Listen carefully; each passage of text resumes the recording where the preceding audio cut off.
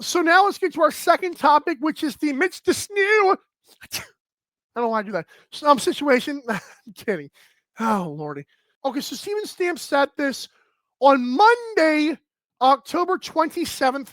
Steven Stamp wrote this on IL Indu. Yeah, on Inside Lacrosse, whatever. It says, "Is Mitch a wing? De Snoo challenges the franchise tag." All right. Basically, the article was saying that the NLLPA, the Players Association, has filed a grievance on behalf of Mitch de Snoo, arguing that he is not bound to the Philadelphia Wings under the franchise tag designation. The grievance will be adjudicated and a decision rendered, hopefully in time to avoid having de Snoo miss any of the upcoming season. On August 28th, the Philadelphia Wings offered Mitch de Snoo the franchise tag.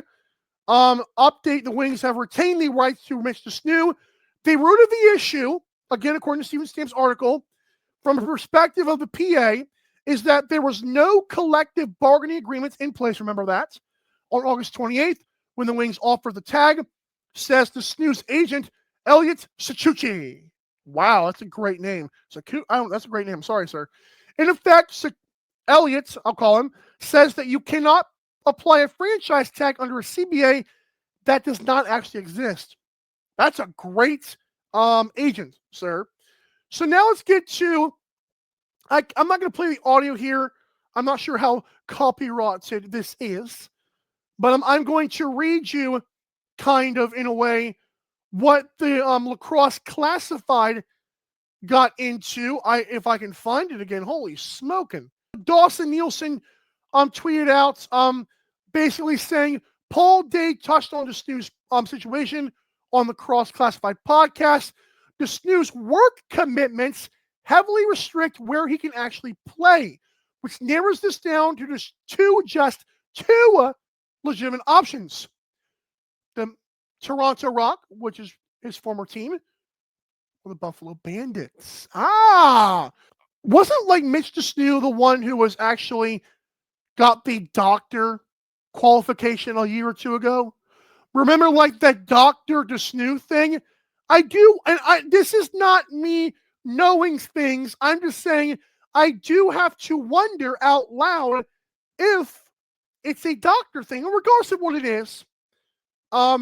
We do know that Mitch de Snoo has a work obligation, as most guys in the league do, unfortunately. So I do hope that we see Mitch de Snoo this season, and just some stats for him last year or just in his career.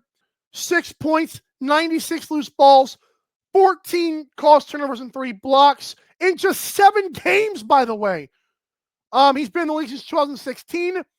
Mitch de Snoo played. This is how slow I am. When I first entered the Daily Dive in 2022, he was with the Rock.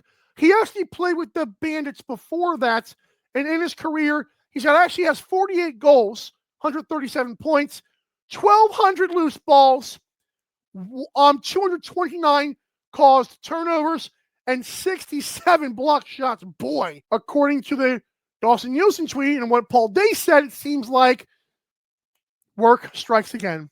I can't stand it, but again, I cannot tell you how much I'm happy that players like de Snoo are willing to bust their butt on the playing field. I would assume he's going to miss more than just, like, I don't, does he play 18 games? Again, thinking out loud here, if he's limited to where he can work and can only work in Buffalo or Toronto, it seems to me like if he goes to one of those teams, he's playing 9 games this year. Wow. The work situations suck in this league, but that's what happens when we don't have a media deal. It is what it is. And there's also, unlike the WNBA had, we don't, like, the players, I don't believe, have a bunch of lacrosse leagues they can play in Europe that'll pay them more. It would be nice. It's not right now, as far as I know.